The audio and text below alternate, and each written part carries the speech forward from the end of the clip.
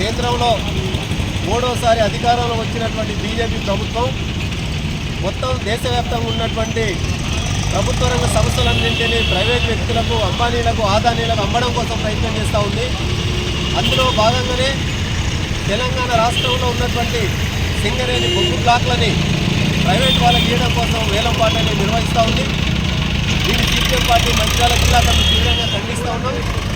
BJP తీసుకొచ్చినటువంటి విధానాన్ని వెంటనే ఉపసంహరించుకోవాలని, మన మంచిర్యాల జిల్లాలో ఉన్నటువంటి ఎన్నెల మండలం శ్రావణపల్లి బొగ్గు బ్లాక్ని వేలంపాటని వెంటనే రద్దు చేయాలని చెప్పేసి సిపిఎం పార్టీగా డిమాండ్ చేస్తూ ఉన్నాం. ఈ రాష్ట్రంలో ఉన్నటువంటి ప్రజలందరూ, మంచిర్యాల జిల్లా ఉన్నటువంటి ప్రజలందరూ కూడా ఈ బొగ్గు బ్లాక్ల ప్రైవేటీకరణకు వ్యతిరేకంగా కలిసి రావాలని చెప్పేసి కోరుతా ఉన్నాం. బొగ్గు బ్లాకులు కనుక ప్రైవేట్ వాళ్ళకి వెళ్తే ఇక్కడ ఉన్నటువంటి ఉద్యోగాలు పోతాయి, వ్యాపారం దెబ్బతింటుంది. ఈ సింగరేణి పైన కొన్ని వేలాది మంది కార్మికులు కానీ, వ్యాపారస్తులు కానీ, ఉద్యోగులు అందరూ కూడా ఆధారపడి జీవిస్తూ ఉన్నారు. అనేక కులాలు, వృత్తులు చేసుకునే వాళ్ళు జీవిస్తూ ఉన్నారు. వీళ్ళందరికీ ఉపాధి లేకుండా పోతుంది. ప్రైవేటు వ్యక్తులు వస్తే సింగరేణి మనుగడకే ప్రమాదంగా ఉంటుంది. కాబట్టి ఇప్పటికైనా వెంటనే బీజేపీ ప్రభుత్వం ఈ సింగరేణి బొగ్గు బ్లాక్ల వేలంపాటని కానీ ప్రైవేటీకరణ విధానాన్ని మానుకోవాలని చెప్పేసి కోరుతా ఉన్నాం.